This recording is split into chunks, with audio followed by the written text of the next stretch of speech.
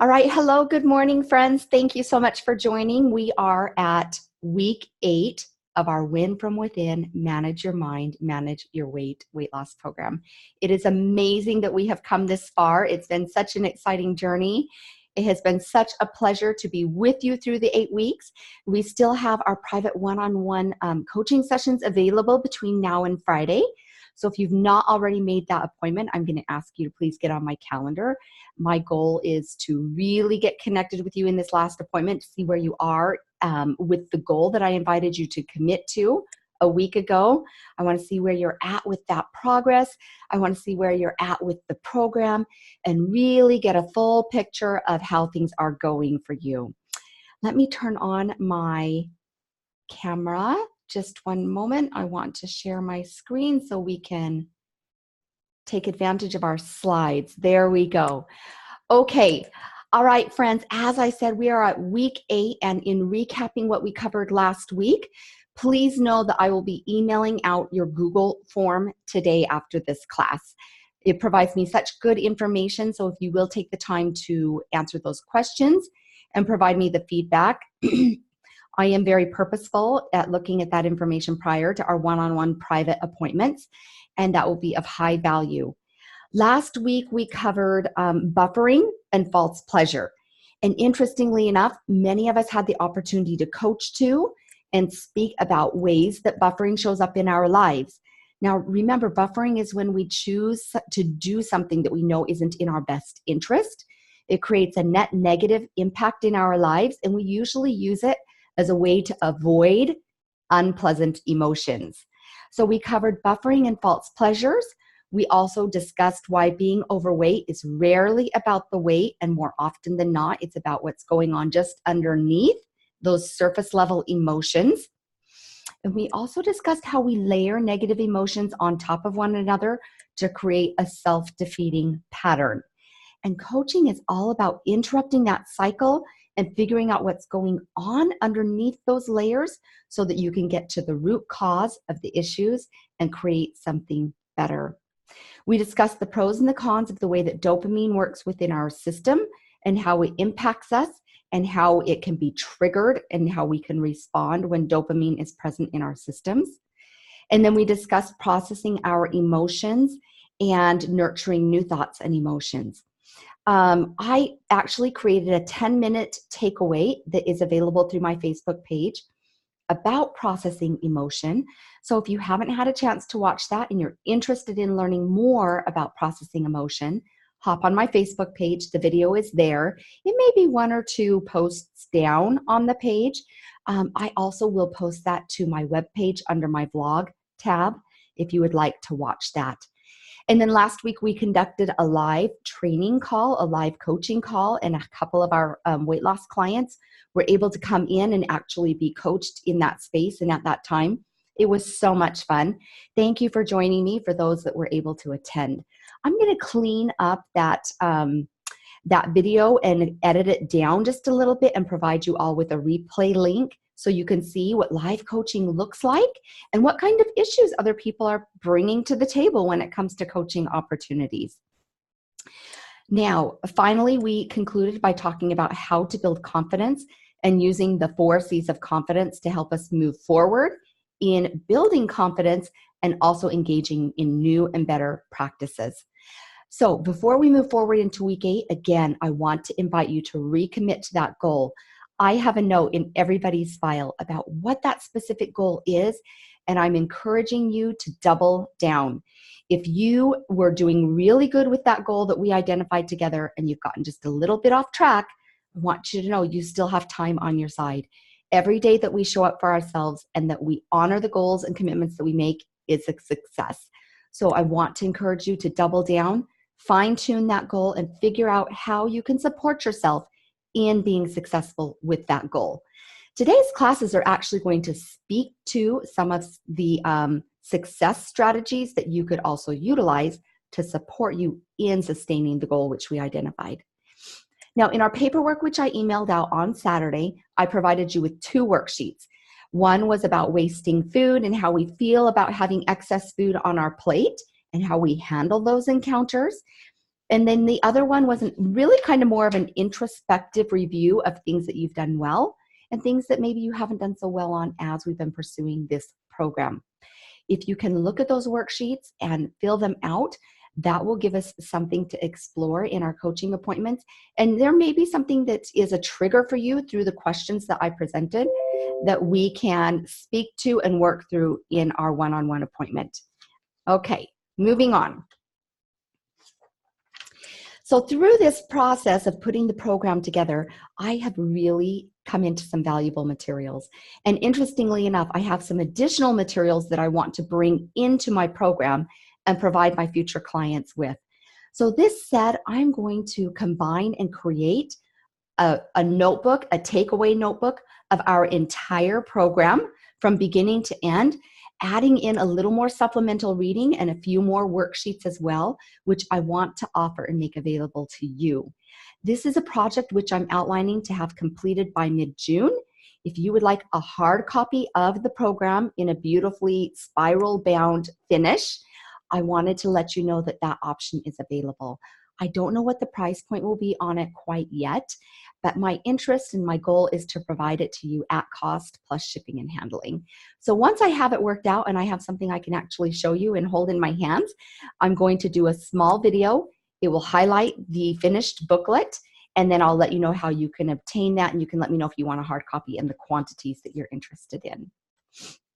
Okay, through this program, you have learned every foundational piece that is necessary in order to gain traction and move forward with your weight loss.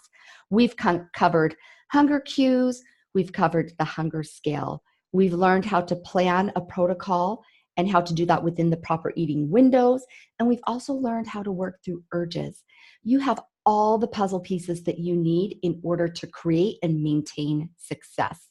And now it's just a matter of fine-tuning your activities. It's a matter of fine-tuning the way that you're engaging with these different puzzle pieces to make sure that your puzzle stays complete and that you're really taking advantage of this beautiful, full, and complete picture that is available to you. It's been so exciting to see each of you gain traction in different areas and to make progress at your own pace with different tools that have been available. And so, as I've said, you're all really on your own very personalized journey. But this being said, know that you are moving forward and you are creating traction. And for many of you, it's just been within the last 2 weeks that you're like, I get it. All the pieces are coming together and I'm feeling less drama around the idea of saying no to a food temptation. I'm feeling less drama around sugar and flour. And you're right on the verge of turning that corner and continuing on a steady pace of traction to support the foundational pieces that you've embraced and that you're putting into action in your life. So know that I'm incredibly happy for all the progress that you've made, and the goal is to stick with the plan. Let these things support you, and don't get discouraged that it is a slow and steady rate of progress. That's actually the healthiest way for us to lose weight and to make progress with our health goals. Slow and steady wins the race, my friends. And in doing your work and knowing that it's just 1, 2, 2 and 3 pounds a week, that's the healthiest way that our bodies can eliminate the excess weight and keep it off and really support us in embracing our new ideal weight that we're working toward. It's the right way to do it, and you have all the tools for success. As we move forward and we're continuing to embrace and push forward with the tools, we're going to encounter uncomfortable feelings. Now, there's a term for this, and it's called the river of misery. Now that we've dropped the drama from the food and we've dropped the drama from embracing eating windows and observing intermittent fasting, that kind of triggers us to allow all the emotional discomfort to come to the surface. It allows us to feel and start seeing the different areas of our lives that truly need our attention. Remember, the reason we gain weight is not because we have a physiological disorder. More often than not, we're putting on weight because we're avoiding those unpleasant emotions that exist within our own relationship within ourselves. They may exist within a relationship that we share with a child, or a spouse or a family member, or maybe it's something that's out of alignment with our work-life balance or our time management balance. But the reason that we overeat is because we're being triggered from those other areas in our lives that have kind of been pushed aside and put on the back burner for so long. And we've just been in a space of avoidance or resistance or reaction. And we're not processing them in a proper way. The river of misery allows us to step into our best selves. It asks us to become vulnerable and raw, and it asks us to actually do the work that's required to go from one side of being in this place of stagnation and come through the river and out the side in a better space where we create resolution, we create greater understanding, and a feeling of peace and contentment with whatever has been going on. I like to think of whitewater rafting when I think of the river of misery. You actually have to get in that water, and you know that you're going to have water splashing up in your face. It's going to be cold. It's going to be uncomfortable. You're going to be hitting some boulders along the way. You're going to be feeling the resistance of that current. And all of those things require us to get engaged. They require us to be present and attentive and use that prefrontal cortex in doing the work. So the river of misery, and going from one side through the river and to the opposite side to create a better outcome, is a process. As I said, it really requires the best of us. It requires us to be vulnerable, and it requires us to be willing to do the work. But when we're willing to do the work, that's when we can create peace and better understanding, and we can create better outcomes rather than just pretending that everything's okay when we know it really isn't. We're going to push through discomfort. We're going to grab onto courage and ask ourselves to have maybe those conversations that are unpleasant with a loved one. We're going to have uncomfortable conversations with ourselves and really do a check and balance as to why we're defeating ourselves in certain areas of our lives. And ultimately, we're going to be resolving pain. And that is the work of the river of misery. I want to coach on that a little more when we come into our private one-on-one sessions so that you can let me know what has been coming up for you, what emotions and what experiences have been coming to the surface for you as you've been able to get control and management with your food. And now the real life situations are presenting themselves for you to handle. So that's something that we can work through and look at together. And interestingly enough, for many of our weight loss friends, we've already been doing the work in our one-on-one appointments.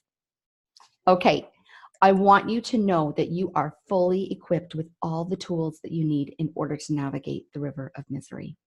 You have the practice of the thought download, which is incredibly powerful. It allows us to call ourselves out on the stories that we're telling ourselves and to really pause and say, is that true, or am I just engaging in lots of drama? In addition to the thought download, we have the model. We have our one-on-one coaching that's available. We've learned to make and honor our commitments. And we've also spoken to many, many different ways of engaging in self-care practices. Now, as we travel through the river of misery, the most important thing always is to meet ourselves with support, curiosity, and compassion. I want you to notice for a moment this image of the young boy in the corner of the screen. He's in the water, but you can see he has all the proper tools that he needs for a successful experience. He's got his oar, he's got his life jacket on, he's standing in a very balanced and purposeful way, and he's navigating this river with efficiency and with a level of confidence. And so it is for you and I. We can step into the river of misery knowing that we can handle it with confidence. Now, as we consider doing deeper work and going into a next level of work for ourselves that invites us to be the better human beings that we desire to be, you have the 4 steps for confidence that also can support you in doing this work. So I want you to reflect on those individual steps. I want you to think of a time when you've engaged those 4 steps of confidence and how they've supported you in handling situations from your past. You have experience in building confidence. I know I used the bicycle riding analogy last week, and I used the driving the car analogy last week, which are really easy go-to kinds of scenarios that speak to engaging in the 4 C's of confidence. But you do have all of these tools within you, and chances are very good that you've tapped into them before and you've put them to work to support you as you've handled a difficult activity, as you've engaged a difficult conversation. And so as I invite you to consider stepping into that river and continuing to move forward in your evolvement, let these steps, let the different aspects of the steps, engaging the courage once you've made the commitment, leaning on the capabilities that you already know and possess and you've already strengthened, and then stepping into new capability.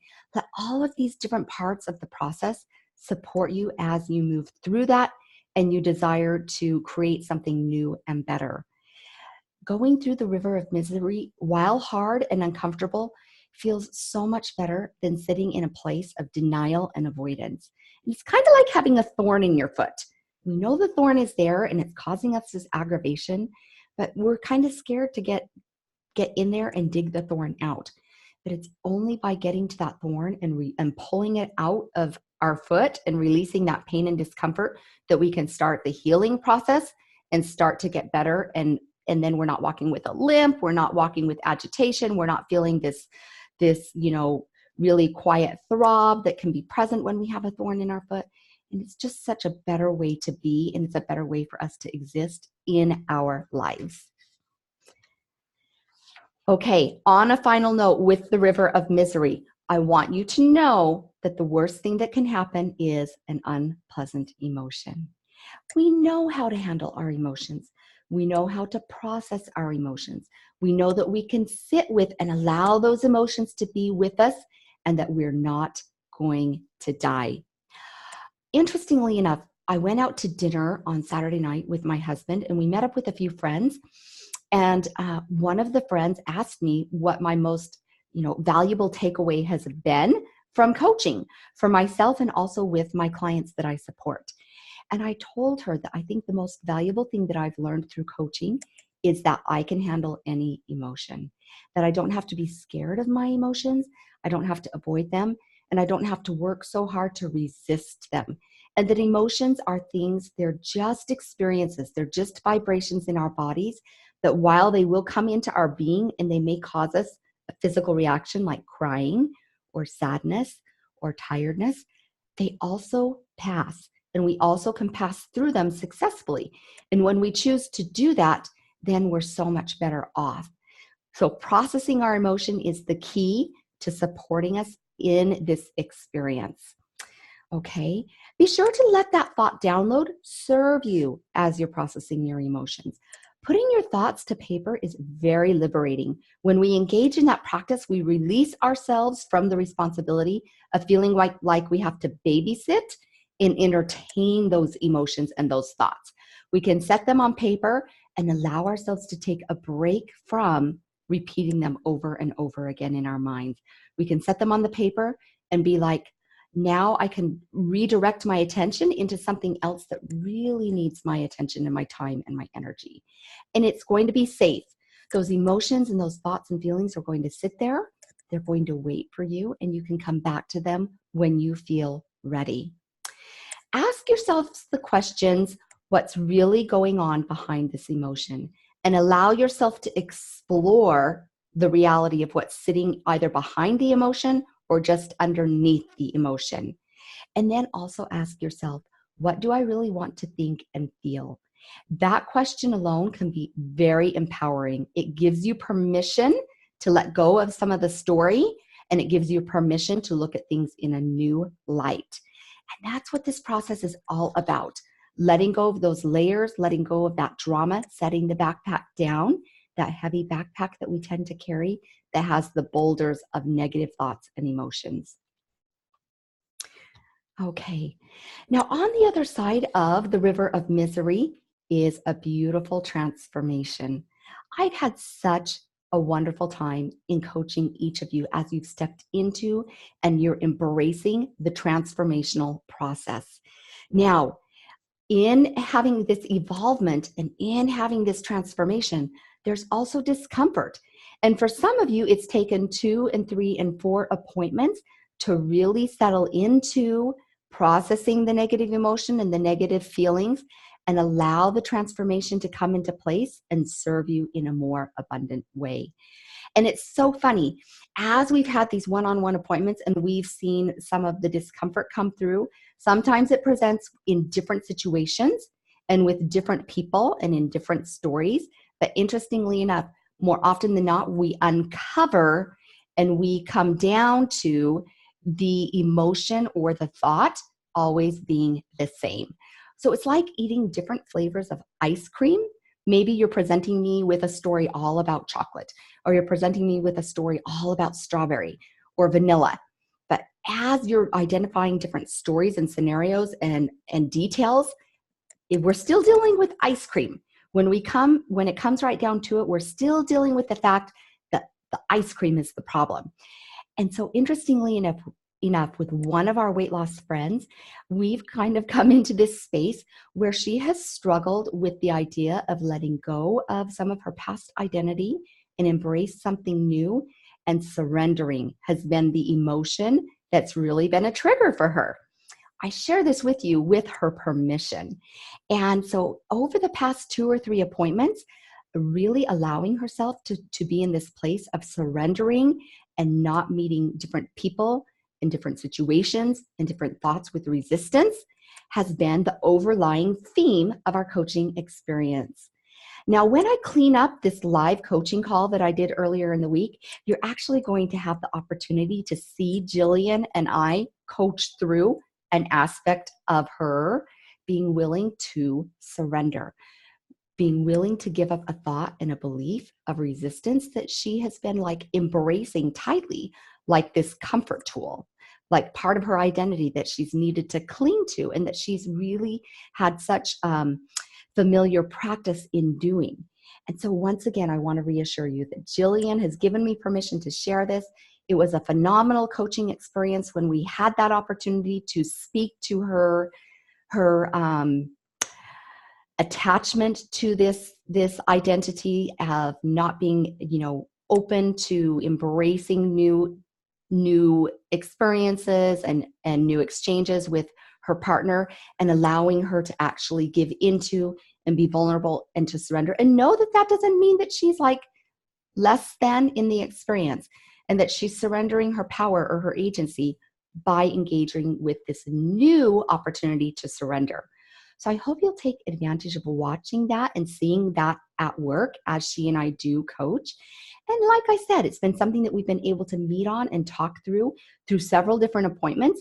And the same concept and the same challenge has presented in different ways, just like the different flavors of ice cream can be present in our life, but we're still dealing with the same core issue. Okay, so as we move into the river of misery, and as we are seeking to have new and different outcomes, you're going to be met with cognitive dissonance. Now, cognitive dissonance is just a fancy way of letting you know that you're having 2 conflicting thoughts, okay? It's like having an internal tug-of-war. When we deal with cognitive dissonance, we're really at war with ourselves. It's because we seek to want to create and experience something new and different, but we have an old belief or an old thought that we can't quite let go of. Just as Jillian and I have been doing that work within her space of allowing this place of surrender and this emotion of surrender to become more prevalent in her lives. So as you're working toward better outcomes, you're going to be met with cognitive dissonance. And this does not have to be a big deal. It just creates more awareness for us, and it invites you to be engaged in doing the work that's required. Let me give you some concrete examples of what cognitive dissonance looks like. Okay, for many people who choose to smoke cigarettes, they have cognitive dissonance. They know that smoking is bad for their health. They know that it's an expensive habit. It's a time-consuming habit, and that it really is not good for them. And while they have all the facts on this side to support the fact that smoking shouldn't be a part of their lives, they still want to smoke. They still desire to smoke, and they still attach a lot of their comfort and their dependency upon the habit and the outcome of smoking that it's brought to them in their lives. It's a pleasure. It's an indulgence. So they can't quite let go of that and come into a full acceptance and a practice of not smoking. So there's one example of how we can see cognitive dissonance at work. Likewise, as we've been doing this work together in eliminating sugar and flour, many of you know logically that sugar and flour aren't good for you. They trigger your insulin, they trigger your weight gain. It's a net negative in your life. And yet you want to have sugar and flour. And you have your go-to treats, your go-to foods that you actually associate with comfort. Maybe it's pasta, maybe it's a sugar cookie, maybe it's ice cream. So while you know that having the sugar and the flour, it doesn't yield anything really good for you, and it's actually inhibiting your progress, you're not ready to let it go 100%, and you still engage with sugar and flour. That is the cognitive dissonance between these two things. And it takes time, friends. It takes practice, and it takes repeated efforts in order to really let go of the negative and embrace the better. I want you to reflect for just a moment from when we got started about 8 weeks ago. I remember being very, very clear with each one of you that as we were going to move through this process, we were always going to acknowledge our successes, and we were always going to hold on to our wins when we did something that worked to our advantage, when we supported a good practice. And so I want to repeat to you again, when you engage with that other side of the spectrum on your cognitive dissonance, and you give in to the sugar and flour, or you give in to the smoking, or you don't honor your schedule, that doesn't mean that it's all gone wrong. And it doesn't mean that we give up and that we label ourselves as a failure. What it means is that we're just human. We're learning how to manage and navigate our human experience. And when that occurs, and it will because we are human, we take that as a learning, and then we invite ourselves to do better, and we move further into the spectrum of coming closer to the desired outcome that we're working toward. So with this inconsistency of thoughts, feelings, and behaviors, know that you may also experience increased levels of tension and conflict.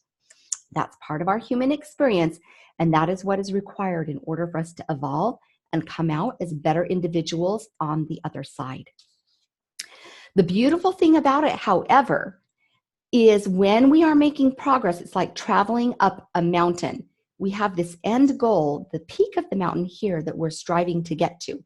And the journey isn't 100% accelerated. It's not 100% of an incline and making progress with every step. Lots of times we come up maybe 50 or 60 feet, and then we might have to travel back down 10 or 20 feet. And then from this point, we come up with our efforts and our intention another 50 or 60 feet, and then maybe we have a small setback and we come down 10 or 20 feet on the path of progress. Notice, though, that we're still constantly making progress toward our goal, which means we're becoming better individuals with each and every step forward. Keep that visual in mind when you do engage with the cognitive dissonance, and let that visual support you, and know that every time you're making steps forward, you're getting closer to your goal of who you truly want to be and what you're striving to achieve. Okay. In our paperwork that I sent out to you, I also provided you with a reading about obstacles and strategies. Now, obstacles are just part of the plan. It's part of the experience. And like I said, as we're going up that mountain, we're going to hit a boulder, we're going to hit a plateau, and we're going to find ourselves in a space where we're like, okay, how do I move forward from here? The biggest obstacles when it comes to weight loss that we encounter are the buffering and the indulgent emotions. We say things to ourselves like, I've never done this before, or I've always been overweight, or this is just too hard. What if I fail? And those obstacles are the things that we have to work through in coming closer to the other side of success. Now, in order to do this this successfully in getting over our obstacles, we need to have strategies in place to support us. Some of the obstacles which you guys have shared with me as we've coached one-on-one are you don't know how to handle social engagements. You're nervous that you're going to give into temptation when you're going to be out in a social engagement and there's going to be, a beautiful dinner available because you're being recognized at an awards ceremony. Some of you have told me that you have a hard time planning your protocol and planning your meals for your family. And so the obstacle is that it's easier to eat out or order in or go to those known processed prepackaged foods rather than to create a plan and to execute on that plan and making sure that you have good food available and that you're allowing enough time to prepare those foods and that you're eating to your plan. And then another obstacle, which I've heard over the past few weeks, is that excuse me, you really desire to be building exercise into your program, and you know that you feel better when you're exercising, but honoring the time and making the time has been a struggle. I want to encourage you to use the strategy tools which I have provided in our reading to support you in working through those obstacles.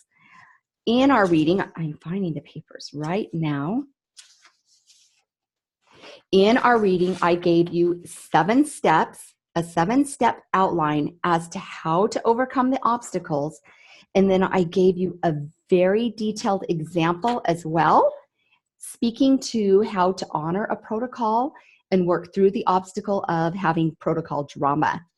So allow these strategy steps to really support you in doing the work and pushing through the obstacles that are at hand.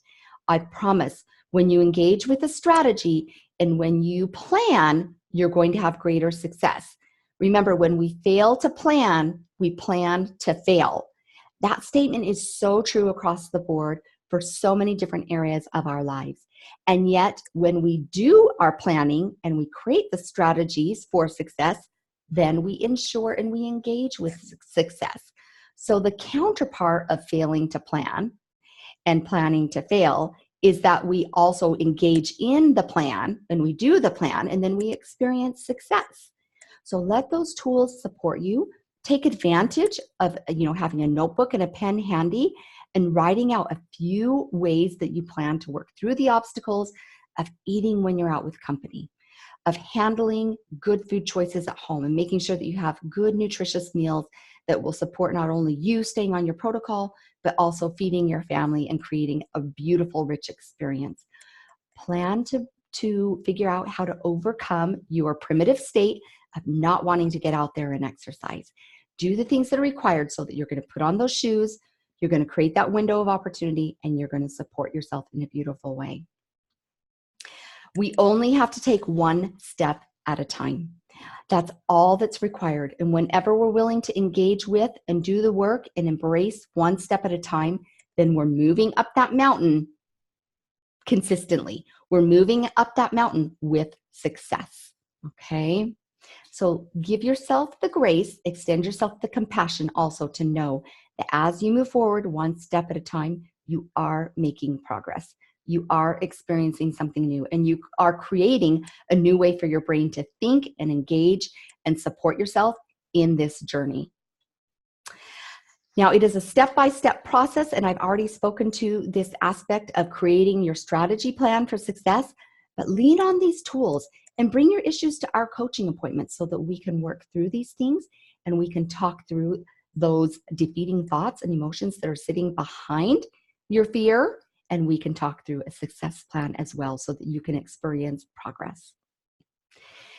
Friends, a few years ago, I had the opportunity to co-author a book. I was in this place in my life when my children were young, and I came into a win-win strategy about how to create a babysitting co-op that would allow moms to have free time on their side, but also know that their kids were being well taken care of and that they didn't have to put any money out for babysitting. They could be gone during the middle of their day, their kids would be playing with their friends, and it would just be a win-win situation for the parents and for the children. When I first thought about writing this book, it was very overwhelming. I was like, I've never done this before. This feels scary. What if no one likes it? What if I fail? What if it never gets published? I had lots of thought drama that was sitting in my space about this end goal that I desperately wanted to achieve and accomplish. I had to use my strategies and I had to use my plan in order to support my work.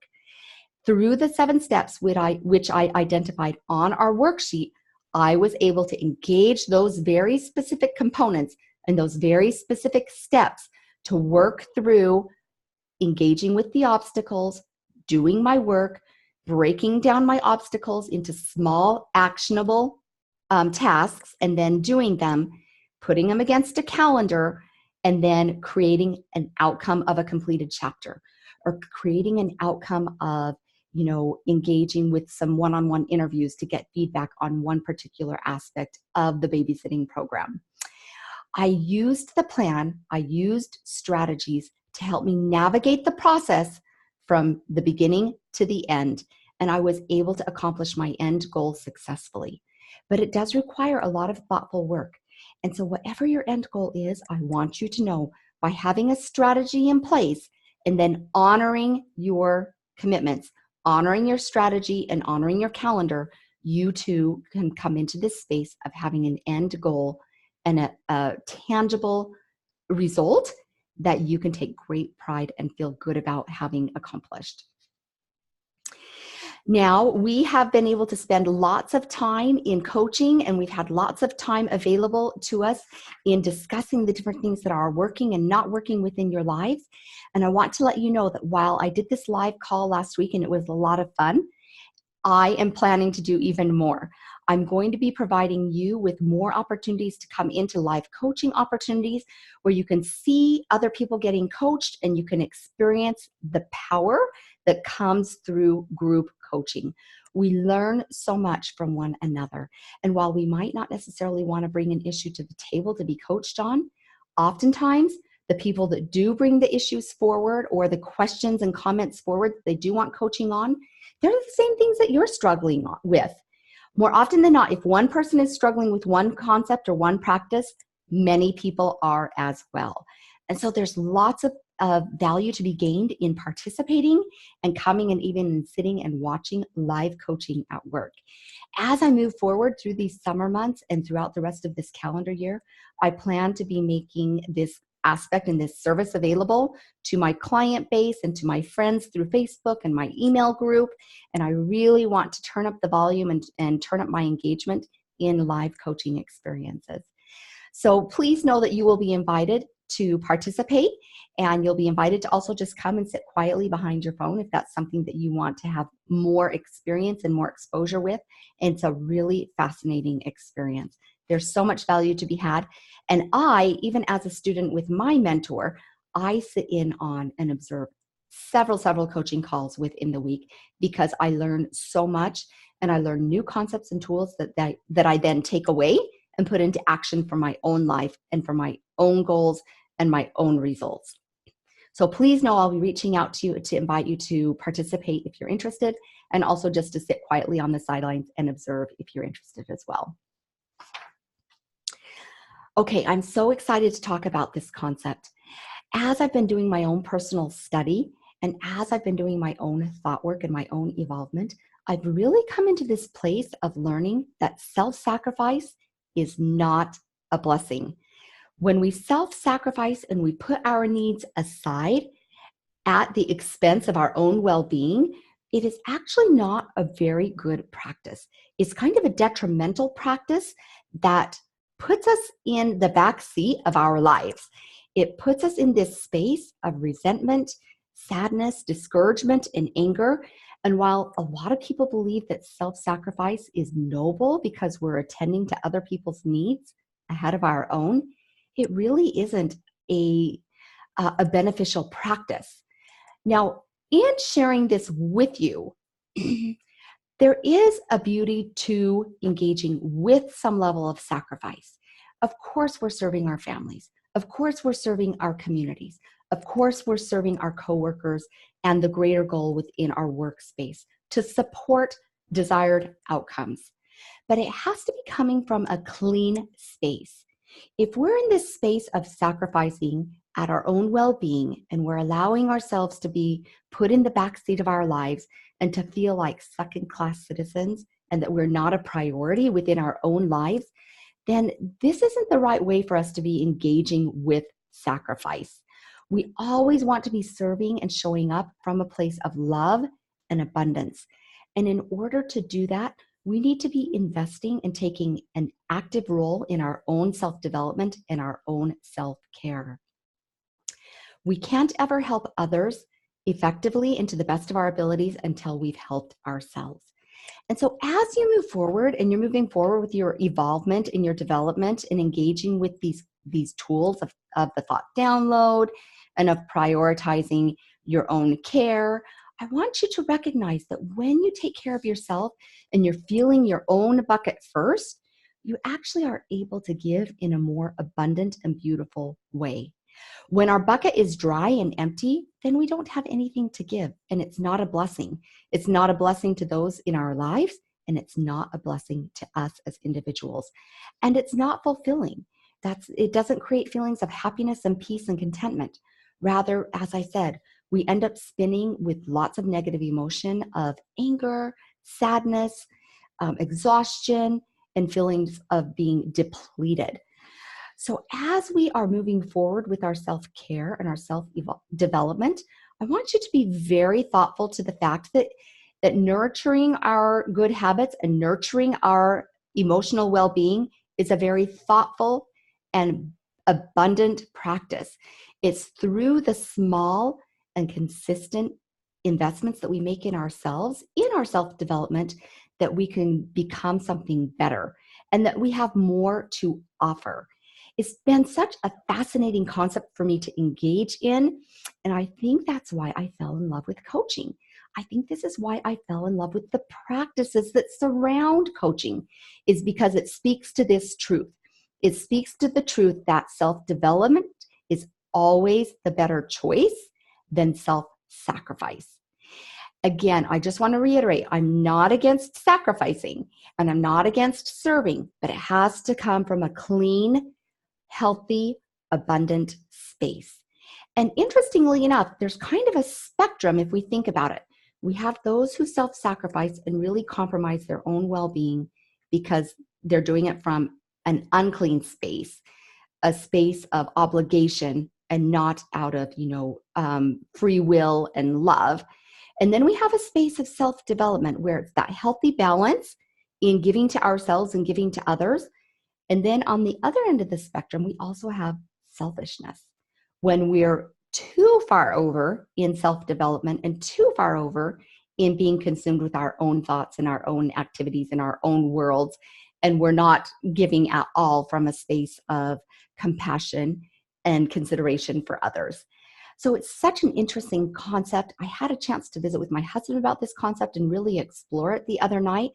And we need to find that perfect happy medium right in the middle between self-sacrifice at our own expense and selfishness also at our own expense, and come into a happy balance of self-development where it's just sitting right there at that beautiful midpoint of the spectrum, and where other people are experiencing and being blessed by the investments that we're making within ourselves so that we can give more abundantly to them as well. Some of the beautiful takeaways that we can experience from self-development are that we experience greater happiness, respect for ourselves, and an increase of love and compassion. We also teach others how we want to be treated when we invest in our own self-development. What we're doing is we're setting the standard, we're setting the bar. And when we're meeting ourselves at this place and we're treating ourselves with love, compassion, and respect, others will meet us there as well. And they will know that that's exactly how we want to be engaged with, because it's how we treat ourselves and it's how we treat others. So it's a beautiful process. When we get engaged with self-development, we support healthy behaviors, not only physically, but more so even emotionally. And when we're taking care of our own emotional well-being, the byproduct is that it trickles into and impacts our physical well-being. Likewise, when we're taking care of our physical well-being, we desire to come back around to that other side of the experience and take care of our emotional well-being. When we're in a healthy space of self-development, we're more able and happy to give to others. We reinforce positive beliefs about ourselves that we then embrace and we actually manifest. We're able to contribute to the different activities in our lives in a more abundant way, whether it's community service, our employer, a church service or a church calling, and most importantly, the relationships that we have within our lives, for the relationships we share with our significant other, with our children, our parents, and dear friends, and most importantly, with ourselves. We enjoy the world around us more abundantly. We experience better physical health because we're not spinning in the negative drama that comes with self-sacrifice at our expense. And ultimately, we just radiate happiness. I had a chance to do lunch with a friend last week that I've not seen in a long, long time. I think it's been like 6 or 8 months since we got together. And you know what? One of the first things that she said to me was, Samantha, you are so happy. What is going on in your life that is creating so much happiness for you? And she was right. She is right. I am so happy in my life right now. And it's because I've been able to process my negative thoughts and emotions. I've been able to get real with myself, real with my relationships. I've gotten back on board in investing in my self-development through good practices, which I've spoken to about in the past. And I really am thoughtful and I'm purposeful about taking care of myself in a healthy way so that I can give to others. And so finding that balance, and when we do find that balance and we come into that space, it's like pulling on a warm, fuzzy blanket around our shoulders.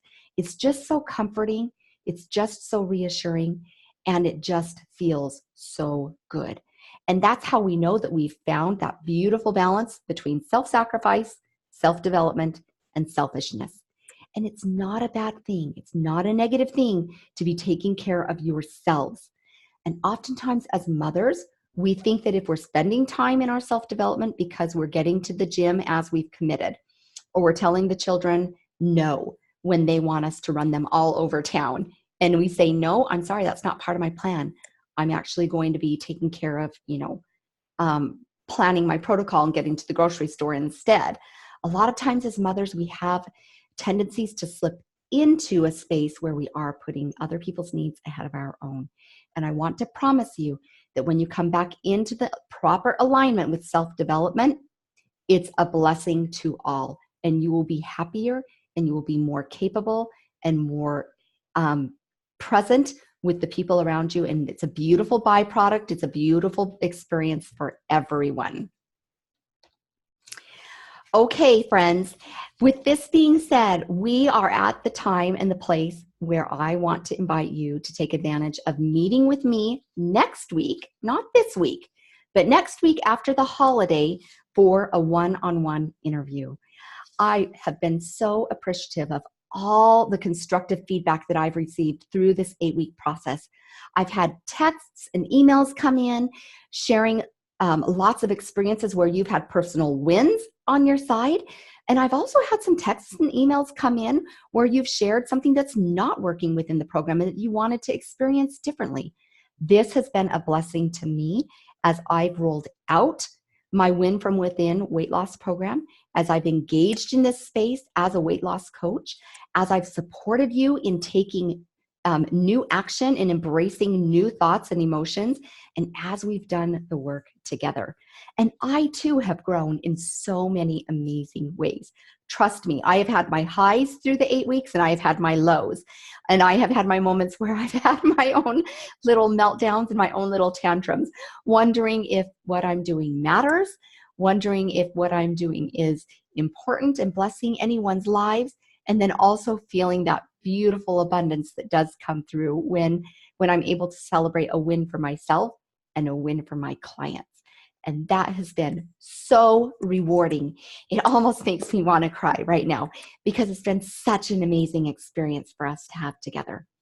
Please, as you're reflecting upon the 8 weeks and you're going through your paperwork and you're thinking about all the time that you've invested to take care of yourself, do your worksheets, get on these calls, listen to the replays, and then show up for your one-on-one appointments.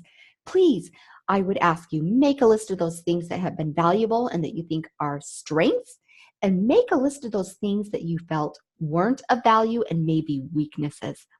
I am not one to get my feelings hurt very easily. I just don't have time for that nonsense in my life, and I don't allow myself to go there and really sit in a space of despair, especially when someone meets me with a piece of critical feedback or critical criticism.